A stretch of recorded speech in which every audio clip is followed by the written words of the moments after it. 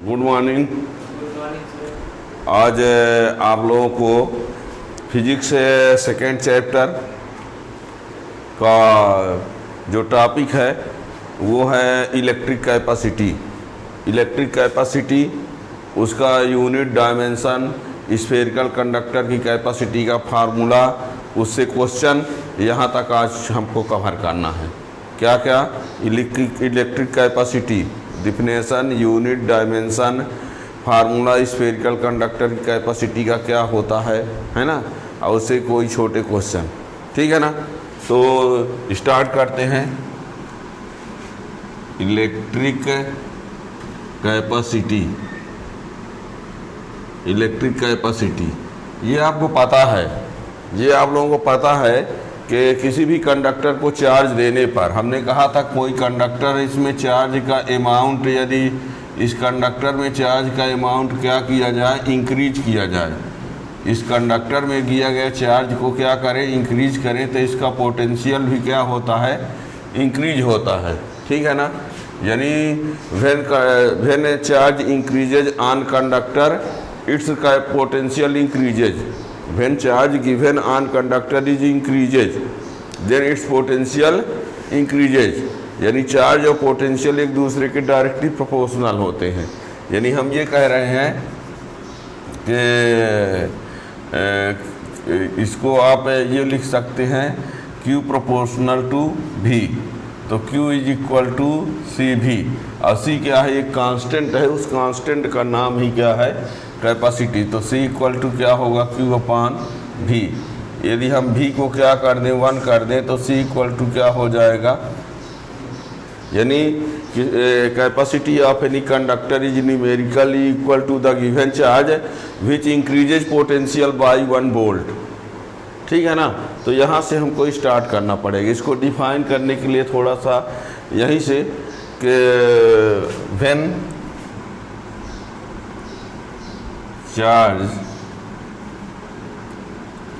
Charge increases, when charge increases in any conductor its potential increases। क्या कहा हमने? जब किसी का when charge increases in any conductor, किसी कंडक्टर में चार्ज को क्या करते हैं, इंक्रीज करते हैं, तो it's potential increases, that is Q proportional to V or Q equal to CV, where C is a constant which is called capacity of conductor। ठीक है? और C equal to Q upon V। If V equal to 1 volt, then C equal to Q। अब देखो C किसके बराबर हुआ, charge के। कब? किसी कंडक्टर की कैपेसिटी उस चार्ज के अमाउंट के इक्वल होता है जो चार्ज देने पर उसका पोटेंशियल 1 वोल्ट इंक्रीज होता है। क्या? किसी कंडक्टर का जो कैपेसिटी होता है वो चार्ज के न्यूमेरिकल वैल्यू के बराबर होता है, और उस चार्ज के न्यूमेरिकल वैल्यू के बराबर होता है जिस चार्ज को देने से उस कंडक्टर की पोटेंशियल में कितना इंक्रीज होता है, 1 वोल्ट। ठीक है? Capacity of any conductor is numerically equal to the given charge which increases potential by 1 volt. ठीक है ना? तो ये इसको दैट इज यहाँ लिखे देते हैं, यहाँ दिख रहा है, यहाँ capacity of any conductor is numerically equal to the given charge which increases potential by 1 volt. Capacity of any conductor is numerically equal to the given charge which increases potential by 1 volt. ये है capacity की, electric capacity की definition. वैसे तो आप यहाँ से बोल देंगे ratio of charge to potential, ratio of charge to the potential is called capacity, है ना। कैपेसिटी को सी से इंडिकेट किया गया है। ऐसा भी कह सकते हो, चार्ज देने पर पोटेंशियल बढ़ता है। चार्ज पोटेंशियल एक दूसरे के डायरेक्टली प्रोपोर्शनल हुए, और जब एक दूसरे के डायरेक्टली प्रोपोर्शनल तो क्यू प्रोपोर्शनल भी हमने लिख दिया। प्रोपोर्शनल को रिमूव करने के लिए सी लिखा है। आप लोग कहेंगे सर आप कांस्टेंट के क्यों नहीं लिखे हैं। हमने आप लोगों से कई बार बताया कि जब प्रोपोर्शनल को रिमूव किया जाता है और उस कांस्टेंट का कोई नाम होता है तो वो इस फिक्स रहता है कि वही लिखना है, और जब कांस्टेंट का कोई नाम नहीं होता तो आप अपनी मर्जी से कुछ भी लिख सकते हो। पर यहाँ पर जो प्रोपोर्शनल को हमने रिमूव किया है वो कांस्टेंट सी लिया गया है, क्योंकि यहाँ सी जो है कैपेसिटी के नाम से आ रहा है ना। आप ऐसा नहीं लिखेंगे के लिख दें, कह दो के कैपेसिटी है, ठीक है ना। तो ये ध्यान रखना है कि कांस्टेंट यहाँ सी लीजिए ताकि सी को हम क्या कह सके, कैपेसिटी कह सके, ठीक है। तो यहाँ चमकते भरे कि दिखता भी नहीं है हम खड़े होने पर भी। तो capacity of any conductor is numerically equal to the given charge which increases potential by 1 volt. ये डिफिनेशन, एक डिफिनेशन चार्ज अपॉन पोटेंशियल, ठीक है ना। शुरुआत आपको यहीं से करना पड़ेगा, और इसके हेल्प से इसकी यूनिट डायमेंशन क्या होगी ये भी जल्दी से देख लो।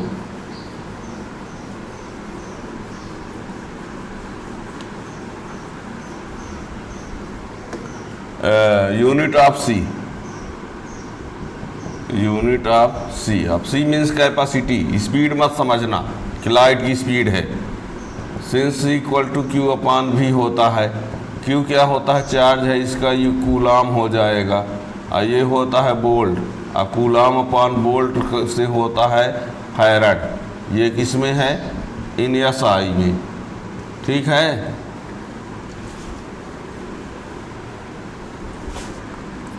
और स्टैट फैराड, और ये होता है सीजीएस में,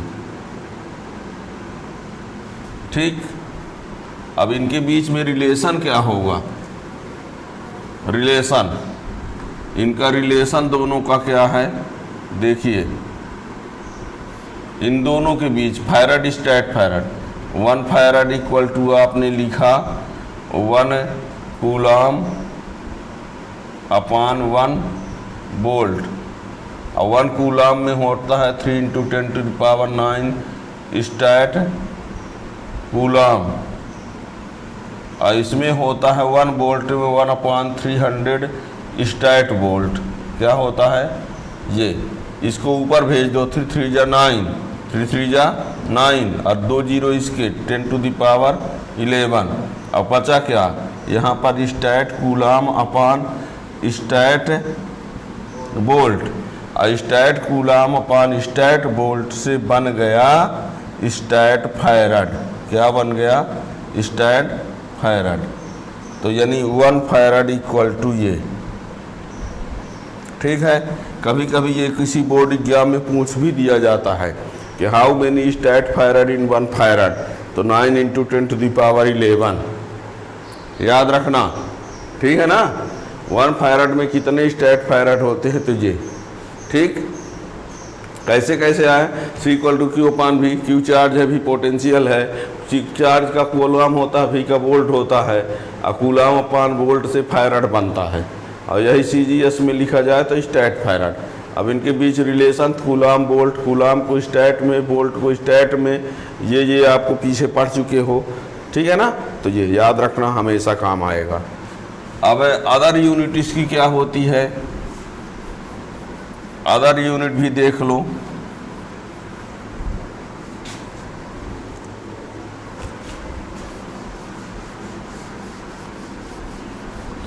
अदर यूनिट में अदर यूनिट ऑफ सी, तो माइक्रो फैराड,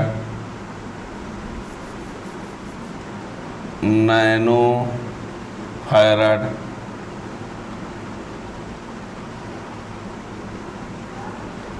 पिको फैराड। ठीक है, वेयर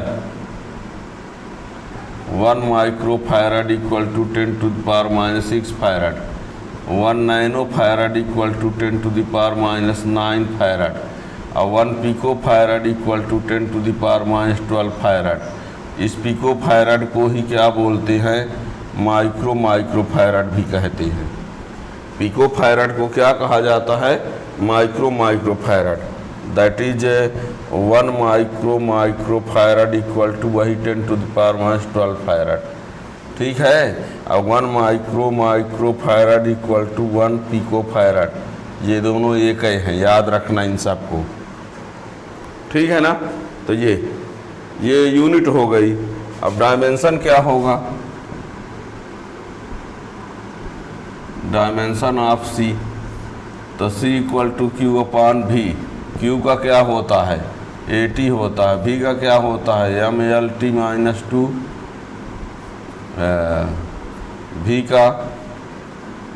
भी का मान लो नहीं मालूम है तो ला लो। भी इक्वल टू होता है W अपॉन क्यू, तो ML स्क्वायर T - 2 और क्यू का 80, तो ML स्क्वायर T - 3A - 1।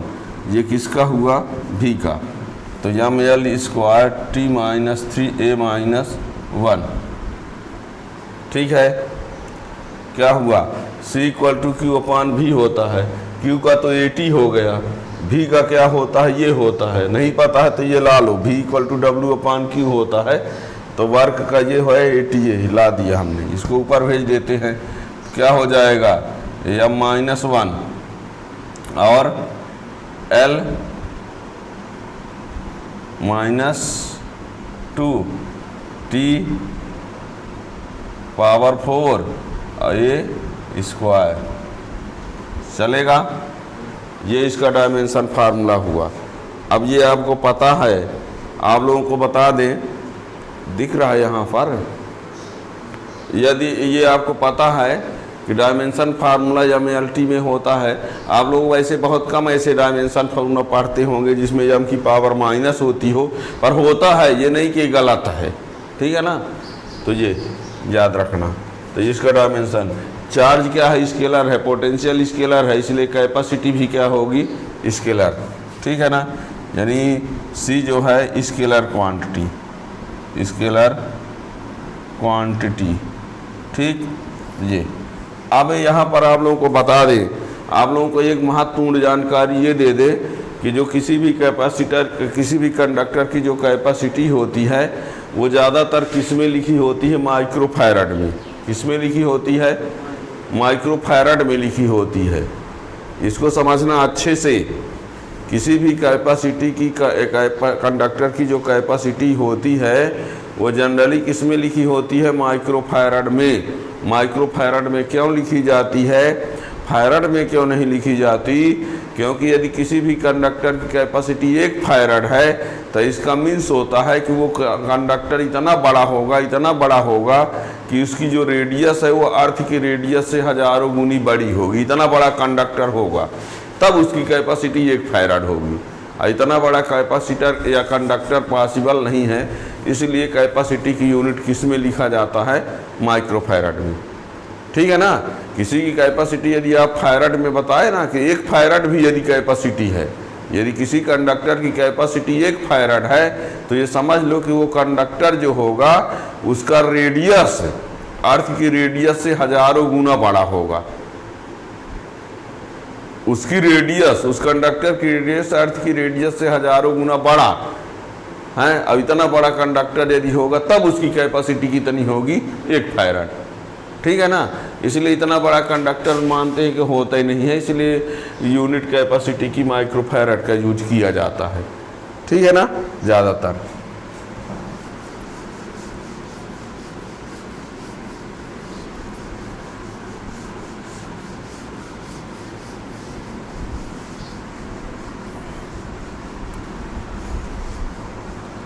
अब देखिए तो कैपेसिटी का आपने फार्मूला पढ़ लिया, C equal to Q upon V। ठीक, अब हम एक कोई कंडक्टर लेते हैं स्फेरिकल, यानी capacity of spherical conductor, capacity of spherical conductor. देखिए, तो यहाँ हम एक स्फेरिकल कंडक्टर ले लिए, उसकी रेडियस क्या है r, इसको दिया हमने चार्ज q। ये चार्ज सब कहाँ आ जाता है, सरफेस पर डिस्ट्रीब्यूट हो जाता है। चार्ज दिया गया कि हाँ सेंटर पर कंसंट्रेट मानते आए हैं केवल कि चार्ज उस सेंटर पर है, जबकि डिस्ट्रीब्यूट कहाँ हो जाता है, सरफेस पर। अब ये इलेक्ट्रिक फील्ड लाइन है, ये क्या है, इलेक्ट्रिक फील्ड लाइन नॉर्मली होती है आउटवर्ड। ये एक स्फेरिकल कंडक्टर है जिसकी रेडियस क्या है, r है, और उसको दिया गया चार्ज क्या है, q है। वो चार्ज कहाँ डिस्ट्रीब्यूट हो गया, सरफेस पर, और ये एक इक्विपोटेंशियल सरफेस होगा। और जब ये इक्विपोटेंशियल सरफेस होगा तो electric field line equipotential surface के परपेंडिकुलर होती है। ठीक है ना। क्या किया हमने, एक कंडक्टर लिया, स्फेरिकल कंडक्टर, रेडियस उसकी क्या है, r। ठीक है ना। ये लीजिए यस, लिखे दे रहे हैं यस, क्या हमने कहा, spherical conductor whose radius capital R and centre O, which is given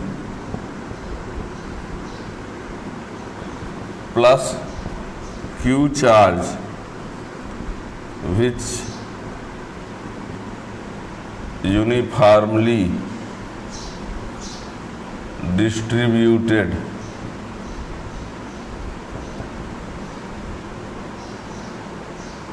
over the surface। ये yes spherical conductor whose radius r and centre O which is given plus Q charge which uniformly distributed over a surface and conductor behaves like equipotential surface, equipotential surface. इसका means क्या हुआ, equipotential surface, इसके हर point का potential क्या होगा, same होगा। हर point यहाँ हर जगह पोटेंशियल क्या होगा, सेम होगा। अब हम मान लेते हैं, हमने कहा ना कि चार्ज डिस्ट्रीब्यूट यहाँ होता है पर इसको यहाँ पर मान लिया जाता है, तो इससे r डिस्टेंस पर पोटेंशियल कितना होगा, पहले पोटेंशियल ला ले। ठीक है ना। Conductor behaves like equipotential surface. अब ये इलेक्ट्रिक फील्ड लाइन क्या है, उसके नॉर्मली आउटवर्ड में है। ठीक है ना। Now electric potential V equal to 1/4π/0 Q upon R। Electric potential लाया हमने, पोटेंशियल इक्वल टू होता है 1/4π/0 सोर्स अपान डिस्टेंस। तो सोर्स चार्ज हम यहाँ ये लिए, डिस्टेंस यहाँ पर पोटेंशियल ला लिए। जितना यहाँ का पोटेंशियल होगा उतने पोटेंशियल उसके अंदर हर जगह का होगा, याद रखना। यदि आपसे कहा जाए यहाँ का पोटेंशियल कितना होगा तो उतना ही होगा जितना कि सरफेस पर है। इसी कंडक्टर के अंदर हर जगह पोटेंशियल उतना ही होगा जितना कि उसके सरफेस पर होता है। तो ये भी इक्वल टू ये हो गया। If C is the capacity of conductor then C equal to Q upon V। और ये Q की वैल्यू, V की वैल्यू वहाँ ले जाके रख दो, क्या हो जाएगा, क्या हुआ, from equation first and second C equal to Q और V की value 1/4 pi epsilon naught Q upon R, ये इससे cancel, C equal to 4 pi epsilon naught R, ये आ गया। ठीक है, तो सी इक्वल टू ये, या C equal to R in C G S, R C proportional R, ये कांस्टेंट। आप क्या कह सकते हो, इसको तीन तरीके से बोल सकते हो। क्या क्या बोल सकते हो देखना। C capacity of spherical conductor is equal to 4 pi epsilon naught times of radius है। कैपेसिटी क्या बोलेंगे, capacity of spherical conductor is equal to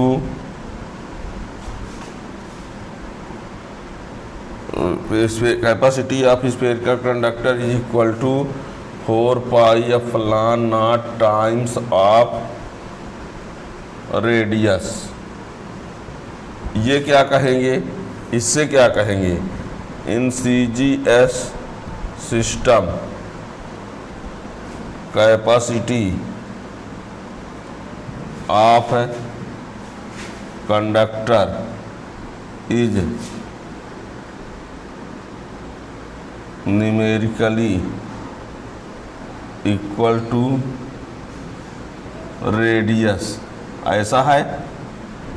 और ये क्या कहेगा, capacity of spherical conductor is directly proportional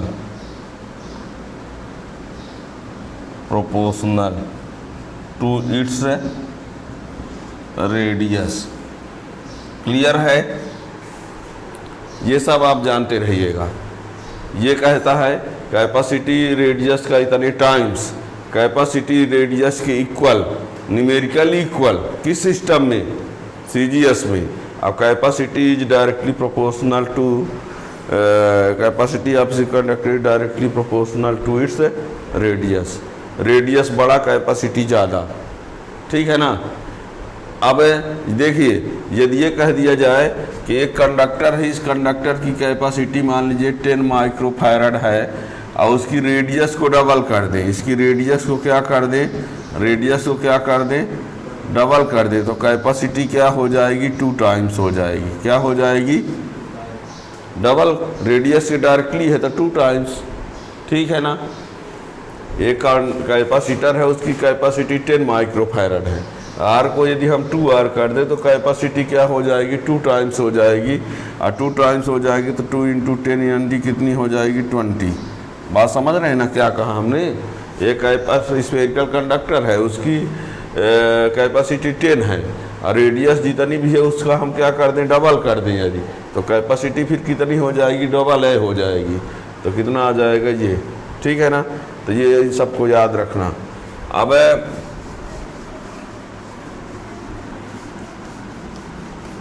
इससे आपसे क्वेश्चन, आपसे रेडियस दे के कैपेसिटी बोल देगा अथवा कैपेसिटी दे करके रेडियस, ठीक है ना। मान लो एक यहाँ पर सपोज करिए कि ये स्फेरिकल कंडक्टर है, ये क्या है, स्फेरिकल कंडक्टर, ठीक। और इसकी कैपेसिटी मान लीजिए क्या है, 1 माइक्रोफैरड है, तो इसकी रेडियस कितनी होगी ये कह दिया जाए। एक स्फेरिकल कंडक्टर है और उसकी स्फेरिकल कंडक्टर की कैपेसिटी इतनी दी है, रेडियस कितनी होगी, तो आप फार्मूला अप्लाई करेंगे, C = 4 pi epsilon naught are. चलेगा कि नहीं, होगा। तो R = होगा C/4 pi epsilon not, ठीक है। तो R = 1/4 pi epsilon not into C, कोई दिक्कत नहीं है। इसकी वैल्यू 9 × 10⁻9, C की वैल्यू 1 माइक्रोफैरड, तो 1 × 10⁻6 माइक्रोफैरड है ना। 1 माइक्रोफैरड = 10⁻6 फैरड ना होता है। तो यहाँ पर ये कर दिया। अब क्या होगा 9 इंटू 10⁻³ और ये R SI सिस्टम में है तो ये क्या होगा मीटर, क्या होगा, तो इसी को लिख सकते हो 9 किलोमीटर। क्या क्लियर हुआ कि यदि किसी कंडक्टर स्फेरिकल कंडक्टर की कैपेसिटी 1 माइक्रोफैराड है, क्या 1 माइक्रोफैराड है, तो उसकी जो रेडियस होगी वो कितनी होगी 9 किलोमीटर। ठीक है, अब बताओ यदि इसकी कैपेसिटी को 1 फैराड मान लिया जाए, कितना 1 फैराड, तो रेडियस जो है कितनी आएगी 9 इंटू 10⁻⁹ किलोमीटर। हैं, सुनो यहीं पर सब बात को समझ लो। हमने जो कहा था कि फैराड में क्यों नहीं लिखते, सोचिए यदि हम ये कह दें कि C की वैल्यू कितना है 1 फैराड, बात को समझो। यदि एक हम कंडक्टर लें, चलो उसको छोड़िए अलग से, मान लो ये कंडक्टर है ना, इतना बड़ा तो हो ही नहीं सकता, और बड़ा होगा वो बोर्ड में कैसे आएगा, हमने कहा आया ऐसा। मान लो ये कंडक्टर है, इसके लिए C की वैल्यू कितनी है 1 फैराड है, कितनी है, तो इसकी रेडियस कितनी होगी देखिएगा, देखना C = 4πε0 R = C/4πε0, तो C × 1/4πε0, तो 1 इंटू 9 इंटू 10⁻⁹ मीटर, यानी 9 इंटू 10⁻6 किलोमीटर ये होगी। यानी यदि स्फेरिकल कंडक्टर है और उसकी रेडियस कैपेसिटी 1 फैराड है, तो रेडियस कितनी होगी 9 इंटू 10⁻6 किलोमीटर। ठीक है ना। और जबकि अर्थ की रेडियस होती है 6.4 इंटू 10⁻³ किलोमीटर। सोचो, ये अर्थ की रेडियस है, रेडियस ऑफ अर्थ। बात को समझो कि अर्थ की रेडियस 6.4 इंटू 10⁻³ किलोमीटर होती है, और यदि एक कैपेसिटी कोई कंडक्टर है उसकी कैपेसिटी यदि 1 फैराड है, तो उसकी रेडियस कितनी होनी चाहिए 9। ये इसका हजारों गुना बड़ा हमने कहा था ना। सोचिए इतना बड़ा पॉसिबल नहीं होता, इसीलिए कैपेसिटी की यूनिट फैराड का यूज नहीं करते, बल्कि किसका यूज करते हैं, ठीक है ना। ये आया है तो याद रखना जी, ये क्वेश्चन कभी कभी पूछ भी दिया जाता है। अब रेडियस दिया हो तो कैपेसिटी ला सकते हो, कैपेसिटी दिया है तो रेडियस ला सकते हो, ठीक है ना। अब तो ये हो गया आपको इलेक्ट्रिक कैपेसिटी और स्फेरिकल कंडक्टर की कैपेसिटी का फार्मूला। अब आगे हम आपको बताएंगे नेक्स्ट लेक्चर में कैपेसिटर, प्रिंसिपल ऑफ कैपेसिटर, जो कि हर CBSE बोर्ड या स्टेट बोर्ड सब में पूछा जाता है ना। इस पर कैपेसिटर और उनमें पैरेलल प्लेट कैपेसिटर, जो कि बहुत ही भयंकर इम्पॉर्टेंट है, ठीक है ना। Thank you.